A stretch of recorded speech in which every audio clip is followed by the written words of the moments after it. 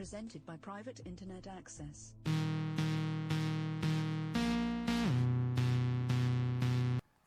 Welcome back to We're All Satoshi this mid-October. I'm Rick Falkvinge talking to Max Kordek of Lisk, who's building JavaScript on sidechains.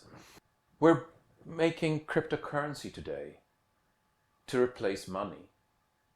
What are we not seeing that our grandchildren will see? I think for the general public to accept the change in money in itself, in the financial system, it's much, much harder than anything ever before. Replacing the central banks. Yeah, exactly. I mean, forever until now, money was just given from some central entity, be it the king back in the day or central banks today. And now suddenly everyone can make money. How crazy is that? Literally create money. Yes, literally. And even we did it in some sense. I mean, we are really a utility token, but it has a real value and it could potentially be used as money. And it's just about a person saying, okay, I would buy this digital byte for a real world currency.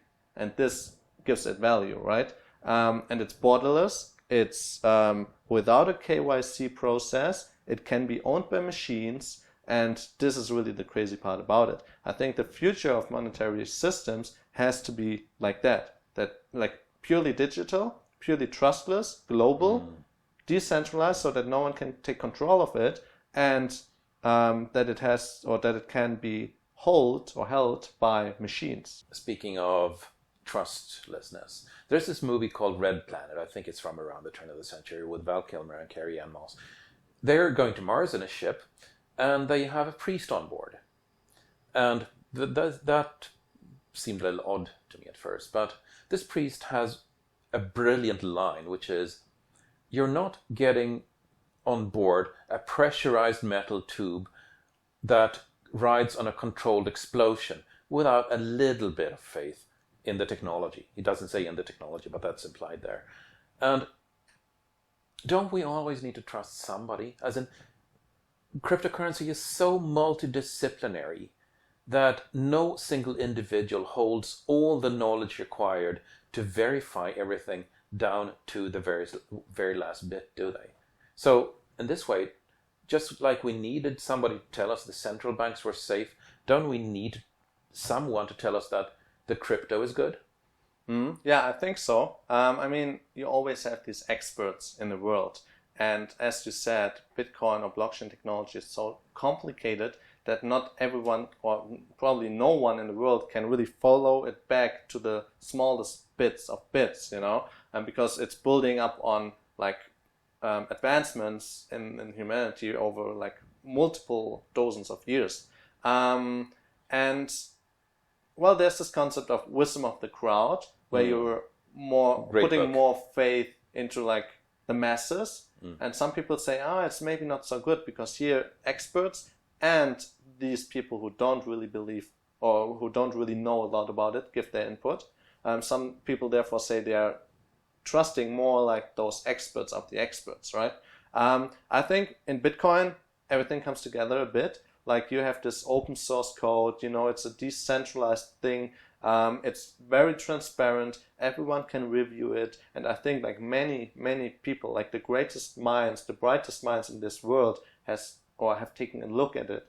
And this gives me quite a bit of confidence that everything is running as it should be. Fair enough. So you're essentially saying that everybody who has wildly different skills, each necessary, all are looking at this and saying it is sound. That in itself gives you confidence to believe in the system. Even though each of them only has a small piece, the cake taken together is good. As opposed to the central banks, where there are so many sounding the alarms right now, like the US is $20 trillion in debt and obviously can never pay back. And at what point is the bubble going to burst? And no, it's all good. Let's just keep printing money until... and so on. Yeah, exactly. But the difference is also that there's not one guy who knows one bit of the code. It's overlapping. Yeah, people are very good point. Peer reviewing also other people's work. And this gives me a lot of confidence. And I know that there are so many people out there who are so much more intelligent than I am, and they can really understand what's going on behind the scenes in the system. Another point is that like you can also force security by writing tests for the code. Right, Everyone you can validate it yourself. Exactly, yes.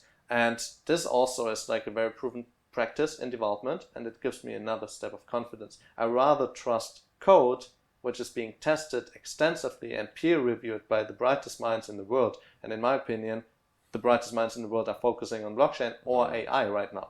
And I rather trust this code than some like European central bank being like managed by like economists or financial guys who are just in it for like often strange reasons, right? Like making money.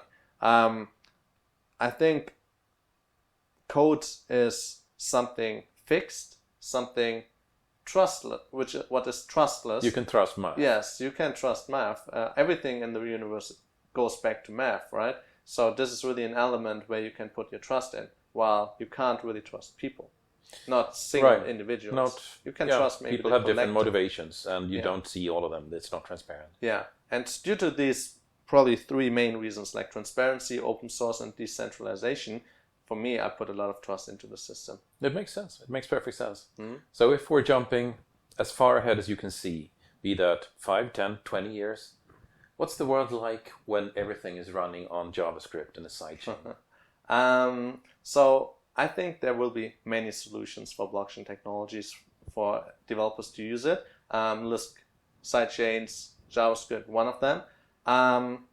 But I think the world will become much more automated, and blockchain technology is a way to help here, to support here. Because if you want to open a bank account for a machine, well, good luck with that, right? Yeah. But in a blockchain system, a blockchain or Bitcoin account, for example, you can just create it with a simple command, you know, and that means a machine can own money. A machine can use money to build something else. Can a machine hire people?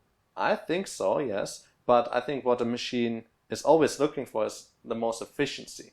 And I think because the future is more automated, a machine would rather replicate itself to grow the system. For example, we as the early adopters can or could build an autonomous car driving around by itself, making money. But at one point, this car saved up so much money that it can autonomously buy another car and another car. And have that car drive for it. Yes, exactly. And it's making more and more and more money. And this can be, again, being used for some other great things. And this is like the in-between step, in my opinion, until AI fully takes over. So if I'm looking like 5 to 10, 15 years into the future, I think blockchain technology will be used for machines to automatically do things. Either buy more stuff in growing the business, ordering stuff online for whatever reason to repair themselves, whatever. I think it has many great use cases. Also, because it's a public ledger, public decentralized database, basically applications can look into it and see what's happening. That means your environment can adapt to what you're doing. Maybe you're just planning to do a holiday, you're speaking to your wife on the dinner, and you have like the Amazon Echo or the Apple HomePod next to you, and it registers, oh, they want to fly to Bali, so let's buy it. And let's take care of the visa. Let's take care that the gym and food or nutrition is being adjusted, that the body looks better, or let's buy them swimming pants, you know, everything automatically. Your fridge doesn't order food anymore in that period, and so on. I think like right now everyone is staring at the screen all the time, being like soaked into the screen, into the gadget. But I think technology in the future is just something what happens. Right. All this micromanagement is going away, and we're seeing objects starting to work for us instead of the other way around. Exactly. Yeah, and things just start happening in your favor instead that you have to like initiate it, you know? Right. And I think that this would be so amazing. Just imagine you're walking along a street, you don't even have a technical device anymore in your pocket because technology is everywhere. you're always right, connected. so you're not thinking about it as technology. Yes, right. It's just there. And people could say it's magic because it always works. And maybe with augmented reality, you always have like dragons flying around, which are helping you out to find your way, you know. But this for me is like an amazing future we will live in, and I also want to live in. But there are also always problems, of course, like security, privacy issues. But I think it's all manageable. They will need to be managed, or this future won't really take off. As in, there will be growth pains. I think it will take off, but then in a way which is maybe not the best, you know. And I think like we really need to stop big corporations getting more powerful, because Apple, for example, they built the foundation with the iPhone. And from here on, they can just grow bigger and bigger because they will be part of all of this, and they have the resources to build it, you know. But I really hope that it's more a decentralized thing, that it's more peer-to-peer, that no one really owns it, that no one really owns the technology around us. Well, open source has outcompeted now even Microsoft. It took 25 years, but in the end, decentralized tend to be winning, even if it takes decades. Like it did with, I mean, the new Microsoft CEO is embracing open source full out. And even Windows Phone went down the drain the other day saying that, no, we can't compete against open source. Yeah, then you could ask yourself, does it just take a very long time to adopt open source? Or does it take a very good thought leader like Microsoft CEO Satya Nadella to embrace it? Maybe both. But I think like it becomes also more and more like known that open source is good. Back in the day, every open source project was a bit shitty, right? It was. I mean, that? I tried to install Red Hat back in around 1990 something. I didn't get it running. I'm sorry, I didn't. Yeah, and even today, I mean, some Linux distributions are still very hard to get. Yeah. I mean, in 2005, I think you could still make a joke that the number of Linux distributions is now higher than the number of Linux users. Yeah, yeah, exactly. Or I mean, we see it in Bitcoin as well, right? all the forks. But also, let's say like GIMP. Is it better than Photoshop or Sketch? I find it really hard to use. Then again, Photoshop isn't easy either. Yeah, but why? I think because there's no funding for these open source projects. But now with ICOs, there's funding. That's a good thought. And now finally open source projects can become quality products. And this is really like an opportunity for humanity to build open source, decentralized quality products being used by everyone. That is a beautiful perspective and vision. Thank you so much for being on the show. Been a pleasure. Thank you as well. It was great to be here. Thanks.